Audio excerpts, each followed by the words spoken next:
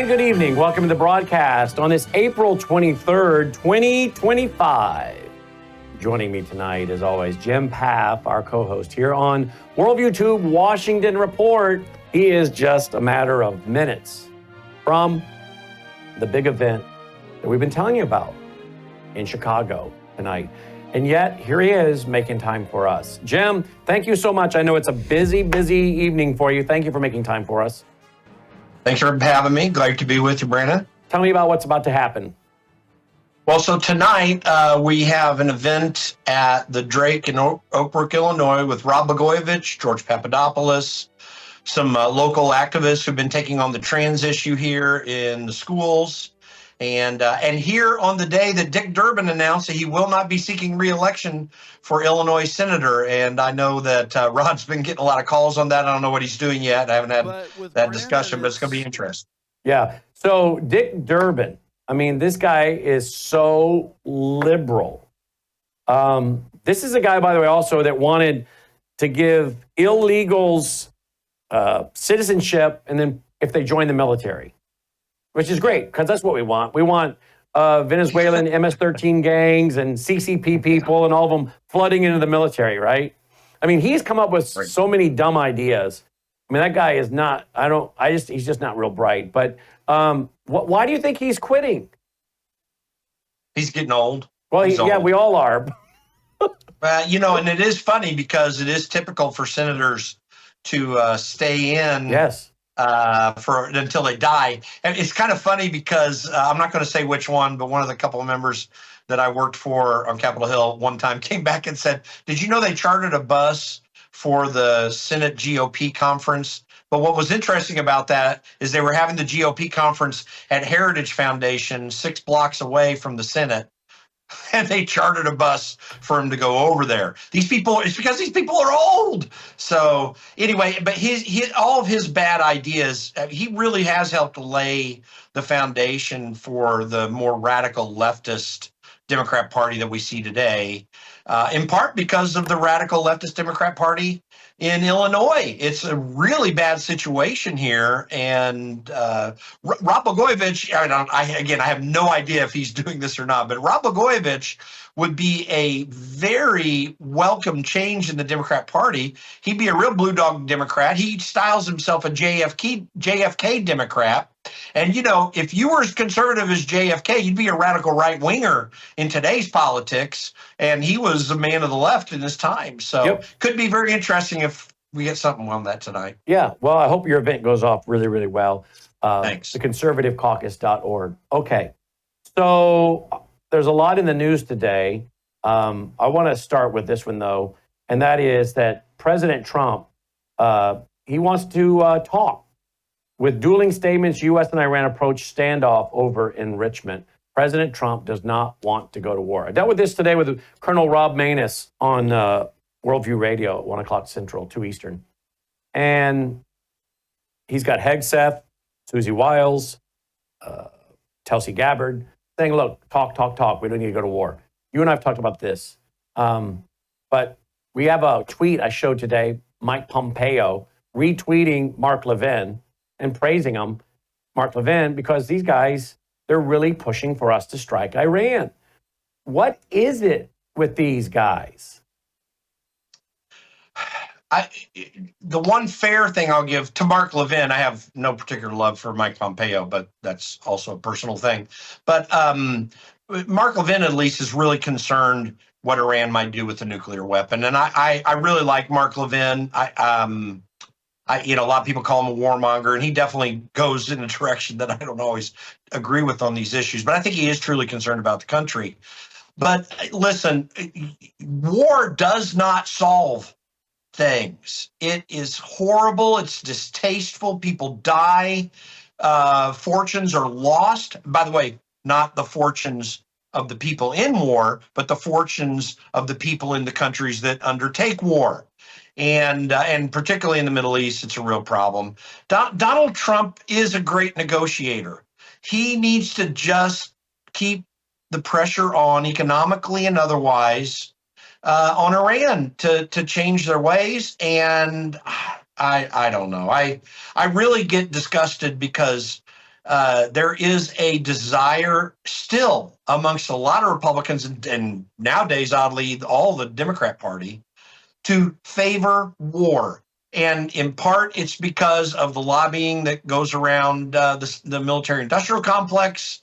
And but in part, it's because human nature is such that when we're offended, or any offense that we have, we tend to treat the people on the other side of that offense in an inhumane way. We have that tendency. Not everyone does, and not everyone does all the way, but that's the tendency that we have. And we need to work this out directly with people. And I mean, there are a lot of things that Donald Trump can do to make Iran's life horrible beyond just using military incursions that kill a lot of people and make the situation worse. Today is National Holocaust Remembrance Day, correct? Yes. I think it is. With that being said, and that's a topic we talk about here an awful lot because we understand the history behind it. With that being said, I saw an article today. Here it is. Larry David mocks Trump as Hitler in the New York Times. But the paper fawned over Adolf Hitler in 1933. Article by my friend Robert Spencer. You know, I'm so tired of this. Conservatives are Nazis. Donald Trump's a Nazi. Are these people so dumb they don't know what Nazism was really all about? I mean, I think we need to remind our young people, National Socialist Workers Party. They were socialists. Donald Trump is not a socialist. Jim's not a socialist. I'm not a socialist. The Nazis were about big government, big business, corporate fascism, like Mussolini in Italy. We are not for big government and big business merging. I mean, everything they accuse us of is really what they're for. It's the psychological projection. We're not anti-Semitic, right? Donald Trump has been one of the most pro-nation state of Israel presidents in American history. And yet, again, sadly, most Americans don't know enough about the Holocaust. In fact, there was a survey done asking American students about the Holocaust. We just don't teach them enough about the Holocaust.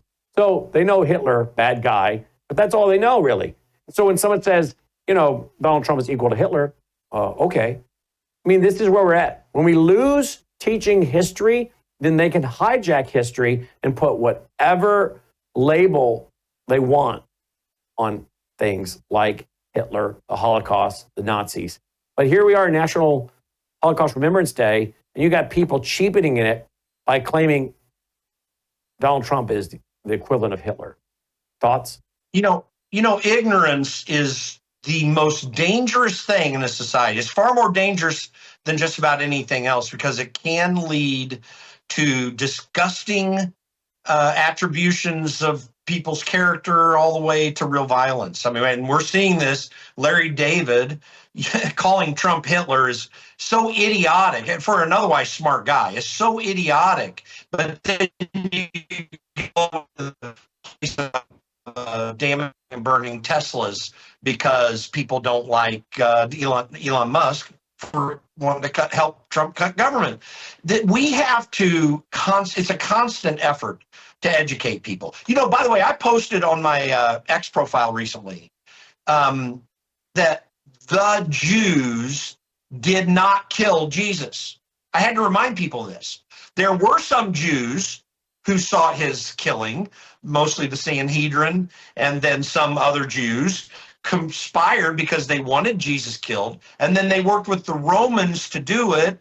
Pilate washed his hands of it, but it was Romans who undertook the action of killing him. You know, and people don't know this. And then I mentioned the fact that in Acts, 3,000 Jews came to Jesus on the day of Pentecost, another 5,000 after they healed the lame man in the temple, and probably tens of thousands of more. So anyway, I'm going through all that just to make this case. People have to study and understand. Anyone that goes to Washington, D.C. is likely to end up at the Smithsonian. Well, they need to go right at the end of the row of all the Smithsonian museums and don't head up north towards the African American Museum. I mean, you can if you want to. Go south to the Holocaust Museum. Everyone should have to endure that, to remember what happened. When you're talking about Hitler, That's what you're talking about. You're not talking about Donald Trump. And by the way, there have been conservatives that have caused from time to time Democrats Hitler. That's not even what's talking about, although I get worried about Democrats sometimes. But really, seriously, that's not Hitler either. Hitler is the destruction, the purposeful destruction of an entire race of human beings merely based upon their lineage and religious history. This is Hitlerism. Even Mussolini was scared of Hitler, by the way, as bad as that guy was. That's how bad Adolf Hitler is. Quit bringing him up. It's the stupidest thing. And yes, they're socialists. They're not conservatives. They were socialists. They actually corporatists, if you really look at it closely. They wanted a command and control economy utilizing the power and money of people that had major corporate wealth. That's the problem with Hitlerism. And here's another one. Al Gore compares Trump administration to Nazi Germany. Hitler's Third Reich, quote, was uniquely evil, full stop, end quote, the former vice president said, quote, but there are important lessons from the history of that emergent evil, end quote.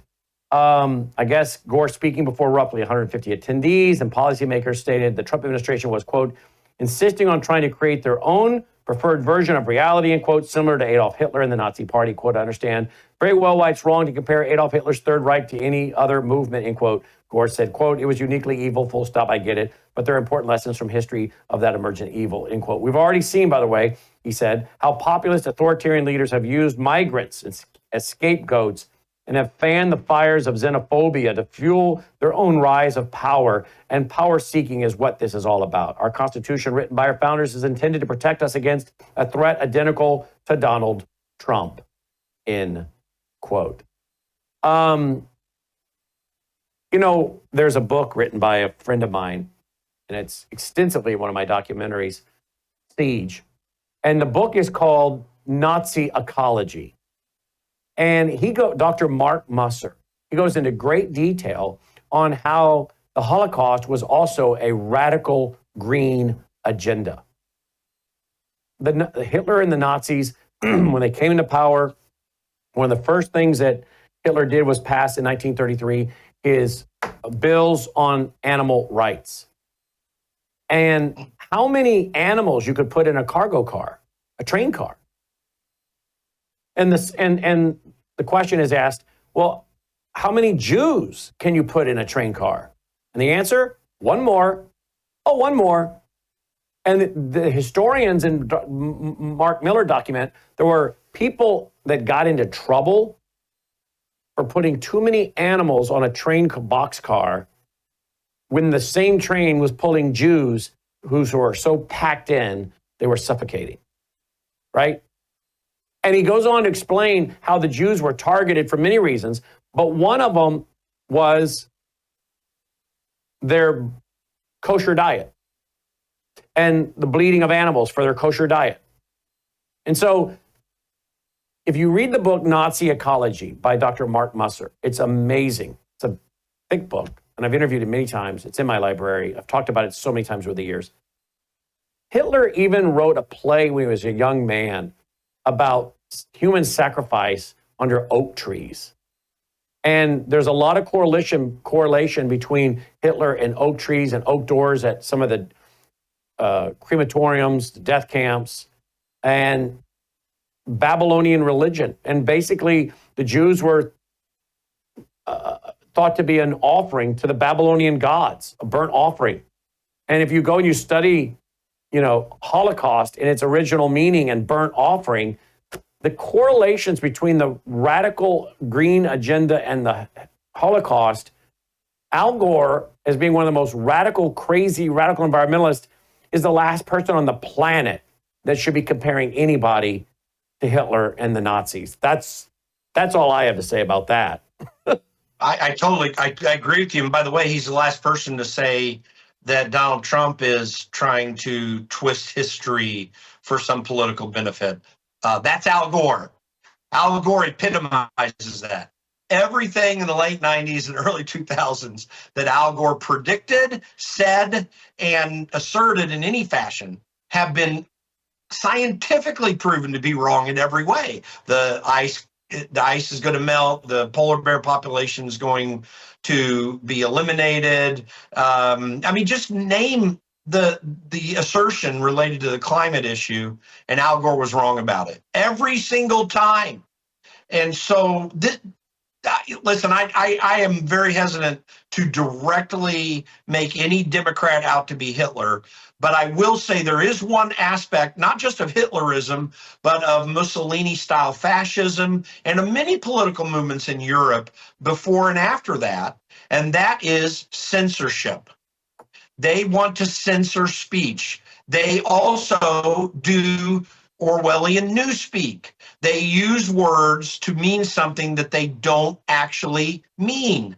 And this and then they utilize government power to intimidate people who don't buy into the narrative, which is very Orwellian. So entirely everything that the Democrat Party does, that Al Gore stands for, that AOC and Bernie Sanders and this lady that was wanted to set up the censorship bureau that Biden was putting together, who was just, I think we talked about it yesterday, that was over in Europe trying to assert for them to keep doing this censorship industrial complex. That's what Democrats do, and they are the epitome of the definition of Orwellianism as we understand it from Animal Farm and from 1984. That's what Democrats are about. It's worse than communist. It is influenced by that. It is antithetical to human freedom, the idea of what mankind really is as they try to redefine mankind. And we have to oppose it in every way. We need to shame it in every way. We don't need to shame it by calling it Hitlerism and the new Nazism. But these are the dangerous ideas that have led to death and destruction and the loss of liberty throughout human history. They are the progenitors of that, and we need to oppose it every single day of our lives, no matter how involved you are actually in politics right now. You need in politics everywhere you can. Well said. And I wonder how many Americans know that the word Holocaust means burnt offering. I wonder how many Americans... Right. See, we are not teaching enough of this. I didn't learn enough about it when I was in school, and I graduated from high school in 1988, and I went to a very conservative Christian school, a very conservative Christian school. Some would even say fundamentalist in some ways. Not that fundamentalism is wrong if you mean talking about the fundamentals of the Christian faith, but even in my very conservative Christian school, they did play the black and white videos for us, reel to reel of the Holocaust and the dead bodies piled up, and they wanted us to see it and wanted us to understand it. But it was just one quick segment and moving on. And I think school kids should learn a lot more about what was really behind the Holocaust. But it requires a lot of study. I mean, it really basically means you have to have a teacher in every school that has spent a lot of time studying it, because it is a very deep topic and there's a lot of elements to it. But I bet most Americans don't know that Holocaust means burnt offering. I will say this too, it's Donald Trump and his administration that are putting some of these Islamic nations on the no-fly list again. You know, you guys can't come in here. It's Donald Trump that's trying to say we need to get a lot of these Islamic fighters out of here. Well, let's not forget, it was Adolf Hitler that worked with the Grand Mufti of Palestine, al-Husseini, who was Muslim Brotherhood. And Hitler gave it an apartment in Berlin. They translated Mein Kampf into Arabic, from my struggle to my jihad. By the way, the PLO, not too many years ago, I have a screenshot, republished it and was passing it out. And yet, who is the one calling out the Muslim Brotherhood, which is i.e. Hamas, which carried out October 7th? So again, the comparisons of conservatives, of Christians, of patriots, Christian Zionists to Nazis is so 180 degrees opposite. We're not the ones shilling for Muslim Brotherhood, i.e. Hamas. We're not the ones filling the streets, carrying the Palestinian flags, chanting genocidal slogans like from the river to the sea, which means no more Jews, okay? And yet they have the audacity and the stupidity to believe that people like you and me and others are the equivalent of Nazis. But that's again, words have lost their meaning. Would you agree? Yeah, I totally agree. One of the greatest logical fallacies out there ever in the society today is the logical fallacy of equivocation, the misuse of language, the saying a word means something when it actually means the opposite of it. That's why one of the reasons I say it's Orwellian. But we do have an education system that for decades has not been able, or has actually been very purposefully trying to undermine this understanding. I was very fortunate. I went to an elite private high school just south of you there in Nashville, down in Bell Buckle, Tennessee, called the Webb School. I graduated there in 1983. And we were trained well on stuff. And by the way, although we were a little advanced in computers at the time, I was actually working on Apple computers in 1983 in school, but we had a very small library, but it had all the best classics. We had teachers who didn't make huge money. It was an expensive school to go to, but my teachers didn't make a huge amount of money. They just loved to teach. And we learned a lot from them. We can do that. It doesn't have to be me going to a school like that when I was a kid. We can do that in public schools and in private schools when we bring in school choice, because we have to change that around. But you're right. See, even for you to say what you were just describing, all of which was accurate, there are a lot of people, when they listen to it, they're going to say, I don't know if he's telling the truth. And it's all absolutely true, subjectively true. And people aren't taught to have that critical thinking. They don't understand how to actually research what they want to look for. I'm hopeful that AI will make the curious capable of doing that, because it's going to cut a lot of the middleman out for a lot of people in trying to find information, particularly Grok, which is not a biased AI.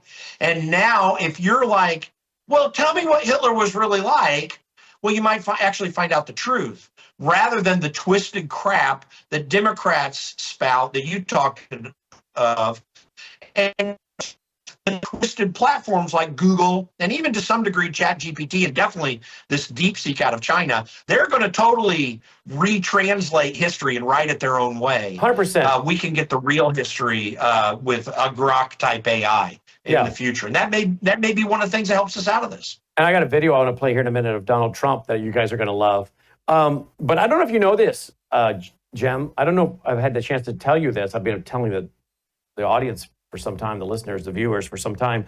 But I had another meeting yesterday. Logan and I had another meeting yesterday with our IT guy. And I don't know if I've told you. Did I tell you we have multiple AI servers that we have built? Oh, no, I didn't know that. Yeah. We have multiple AI servers that we built. We're spending quite a bit of money a month to build it, and the IT guy. And what this AI has done, we have several of them set up, and they're quarantined and they're isolated so nothing else gets in. One of the servers has spent months crawling all over every radio show, every TV show, every book, every documentary, every conference DVD. 60,000 MP4s I have. My library has 60,000 MP3s and 30,000 videos, 30,000 MP4s. So 30,000 videos, 60,000 audio MP3 radio shows. It has climbed over them, crawled over them, transcribed them, marked them, and now, within a matter of a few months, I'm told after yesterday's meeting, I will start to be able to go in and ask AI questions like, tell me about Adolf Hitler. What is the comparison between Adolf Hitler and the Green Agenda? What was Adolf Hitler's Green Agenda? What was the relationship between Adolf Hitler and the Muslim Brotherhood, right? And in this quarantine database, you're going to get all of it. We have another one that's running that's separate, that went through, climbed everything, crawled on everything, and pulled out every time we cite the Bible and a Bible verse and talk about theological issues with people like Dr. John Whitcomb, fabulous Christian theologian, lived to be about 100, and others. And you're going to be able to ask it Bible questions, and it is going to give you the answers straight from the Bible. And yes, guys that like Dr. Whitcomb, who are so skilled and trained as theologians, the original languages to help us. This is what we're doing, because I don't know how long Grok will stay good. I've been really impressed with Grok as far as giving good answers. But we have a library that after 35 years, Jim, we want people to be able to use it for their kids and grandkids and themselves to get accurate history. Because you and I know, as part of the Orwellian dystopian system, is you rewrite all history. You rewrite all history, right? It's absolutely the case. And I'm going to, as you're rolling this out, I'm going to encourage everyone to go there. I hope nerdy in wanting to go into theology, because actually if you're a Christian and you're not doing theology every single day, sorry, you're doing wrong. This is why we get a lot of weirdo teaching out there in independent churches sometimes. But Grok is a sufficient theological search engine right now. You can learn a whole lot if you do it. I've tested it. I want to back you up on that real quick. I want to back you up because I have tested it to see, and I'm shocked that it's answering me and giving me the right scripture verses right now.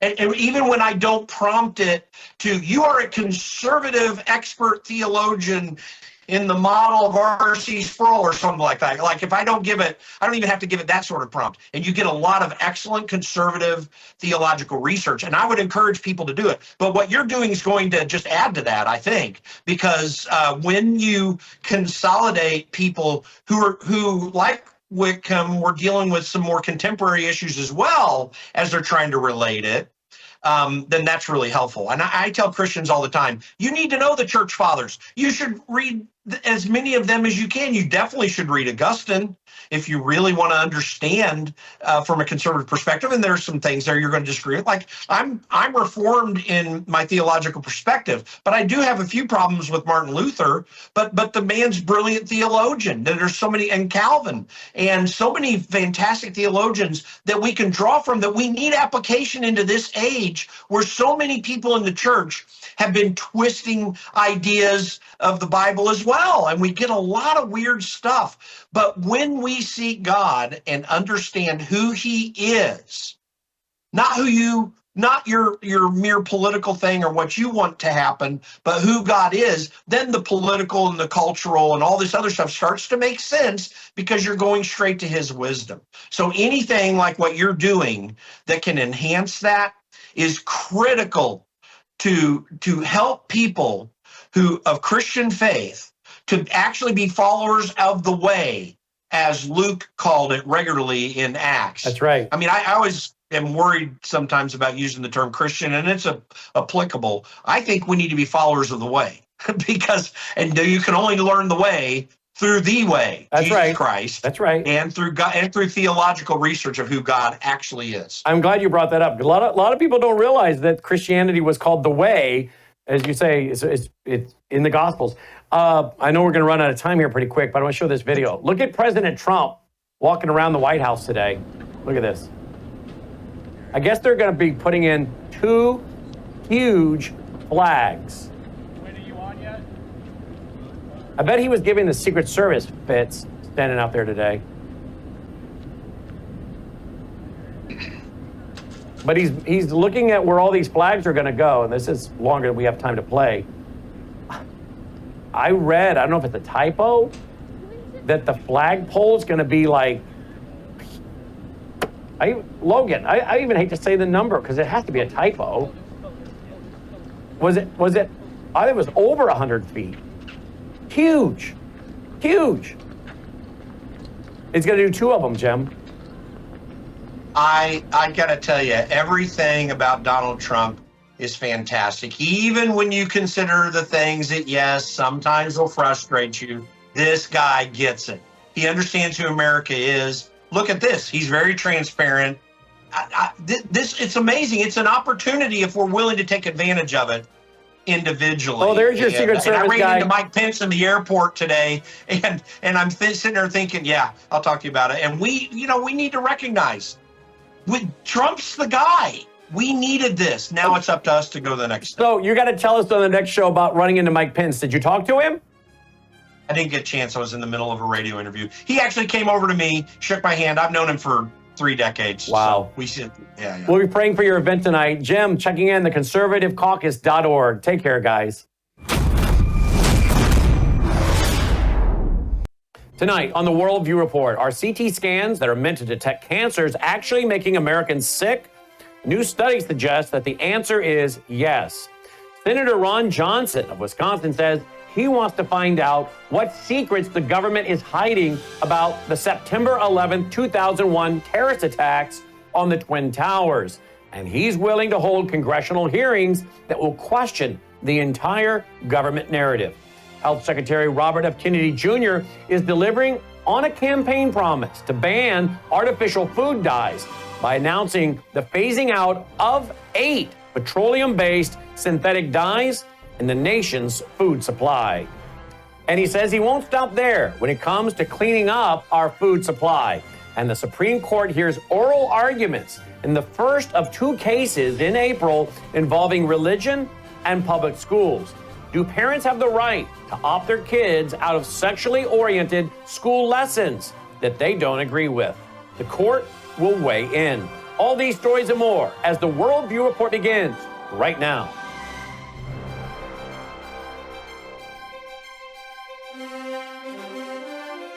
This is Worldview Report with host Brandon House. Whether it is news from the nation's capital or your state capital, from the classroom to the boardroom, from national security to national and local news that impacts you and your family, Worldview Report is your trusted source for vital and uncensored news.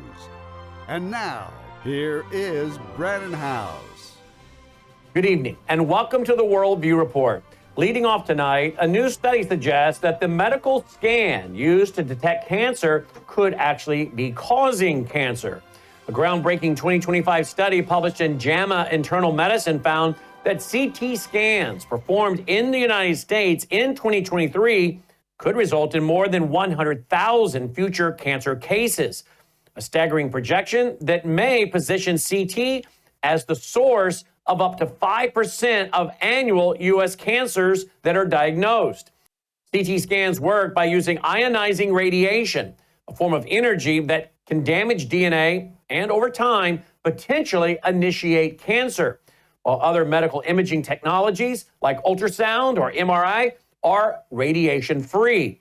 CT, well, it is often the first resort due to its speed and detail, especially in emergency settings. In 2023, 93 million CT exams were performed on over 61 million patients, an increase of more than 30% since 2007. Many were likely necessary, but as the author notes, a significant portion were not. And this has led to what some experts now label a public health paradox, a diagnostic tool that helps detect cancer that may actually be contributing to its rise. The team led by the University of California, San Francisco analyzed 121,000 real-world CT scans from 143 hospitals across 20 states. Using the National Cancer Institute's RAD-RAT modeling software, the researchers estimated the organ-specific doses of radiation and projected lifetime cancer risk for different age groups, sex, and scan type groups. They excluded patients in the last year of life, where cancer risk from radiation is mute, and found that even with such adjustments, 103,000 radiation-induced cancers could be expected over the coming decades. Among the key findings are as follows. Adults bear the brunt. 91% of the projected cancers occurred in adults. Children face higher per scan risk, with infants under 1 year facing up to 20 cancers per 1,000 scans. The most common cancers linked to CT include lung cancer, 22,400 cases, colon cancer, 8,700, leukemia, 7,900, breast cancer, 5,700, thyroid cancer, 7,000. That's half in children. And notably, this projection marks a tripling from a similar 2009 study driven by both increased CT use and better data on scan-related radiation exposure.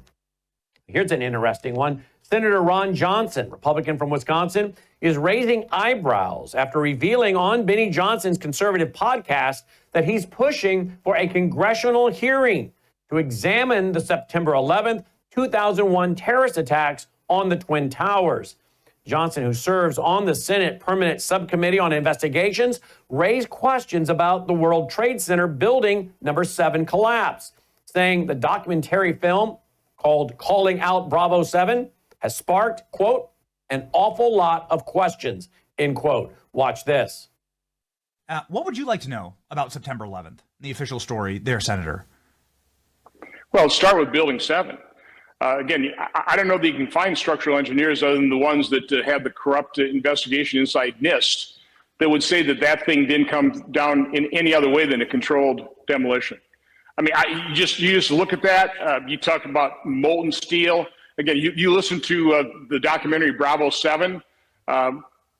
There's an awful lot of questions. You know, who ordered the removal and then destruction of all that evidence? Totally contrary to any other firefighting investigation procedures. I mean, who ordered that? Who was in charge? I think there's some basic information. Where's all the documentation from the NIST investigation? No, there are a host of questions that I want, and I will be asking, quite honestly, now that my eyes have been opened up. I've talked to former Congressman Kurt Weldon now. I will work with him to expose what he's willing to expose as well. Wow. So we may actually see hearings about this.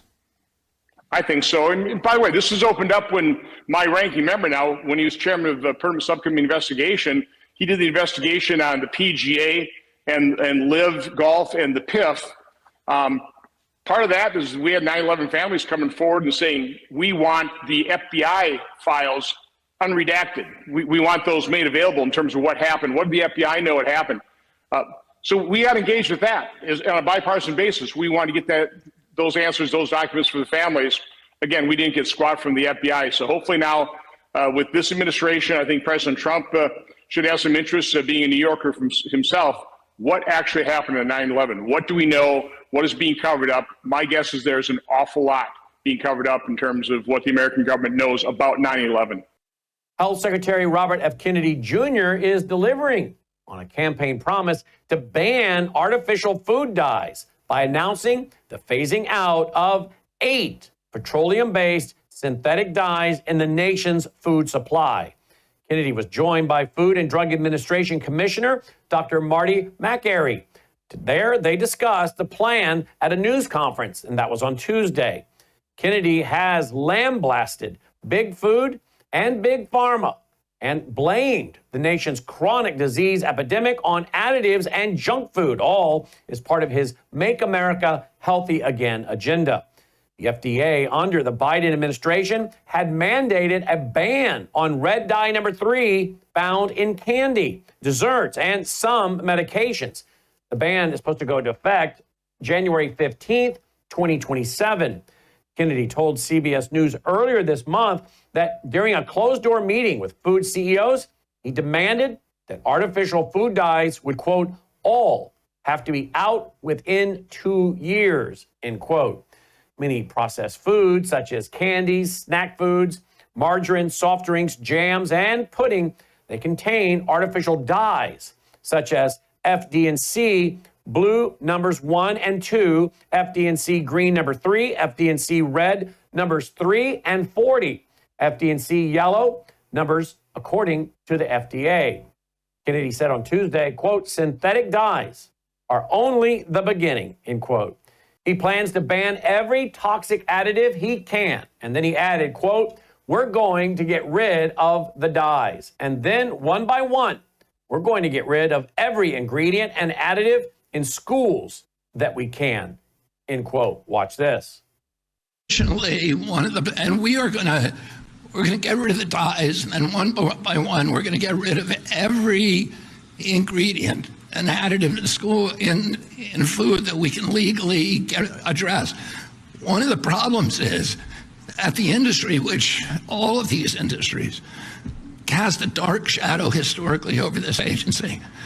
And there's so many conflicts that we are now systematically eliminating. That has allowed them to suppress the science. There's shockingly few studies, even on food dyes. on all these other all these other ingredients as well. And Jay Bhattacharya, who is here and who's running the director of NIH, is now narrowly targeting these kind of food additives for scientific study, so that one by one we can start eliminating them where they can. Where we can't, there's things that we'll never be able to eliminate, like sugar. And sugar is poison, and Americans need to know that. It is poisoning us. It's giving us a diabetes crisis. When I was a kid, I always say this: a typical pediatrician would see one case of diabetes in his lifetime. Today, it's 1 out of every 3 kids who walks through his office door. SCOTUS blog reports that the Supreme Court heard oral arguments on Tuesday in the first of 2 cases in April involving religion and public schools. In Beaumont versus Taylor, that's a coalition of parents from Montgomery County, Maryland. They contend that requiring their children to participate in instruction that include homosexual and LGBTQ plus themes, well, it violates their religious beliefs. And thus, under the First Amendment right to freely exercise their religion, it needs to be addressed. Montgomery County, in the suburbs of Washington, D.C., well, it is the largest school district in Maryland and one of the country's most religiously diverse counties. The dispute before the justices on Tuesday began in 2022 when the county approved books featuring LGBTQ plus characters for inclusion in its language arts curriculum. One book used for young children is entitled Pride Puppy. It tells the story of a puppy that gets lost during a pride parade. Another tells the story of a girl attending her uncle's same-sex wedding. When the county announced in 2023 that it would not allow parents to have the option to have their children excused from the instructions involved, well, that's when a group of Muslims, Catholics, and Eastern Orthodox Christian parents went to federal court. They contended that the refusal to give them the option to opt their children out violated their constitutional right to freely exercise their religion, specifically their ability to instruct their children on issues of gender and sexuality according to their faith, and to control when and how these issues are introduced to their children. The lower court rejected the parents' request for an order that would temporarily require the county, while the litigation continued, to notify the parents when the storybooks would be used and to give them a chance to opt out of that instruction. The U.S. Court of Appeals for the Fourth Circuit explained that the threadbare record before it, the parents had not shown that exposure to the storybooks compelled them to violate their religion. The parents came to the Supreme Court in September, and the justices, well, they agreed to take up their case. And you can bet we're going to follow it right here. We'll be right back after this short break.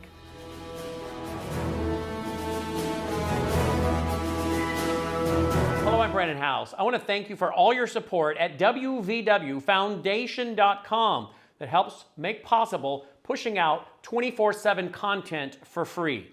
Without your support, we'd have to put it all behind a paywall. But thanks to you and your support through our foundation, we're able to push it out for free as a broadcast service and broadcast ministry of WVW Foundation.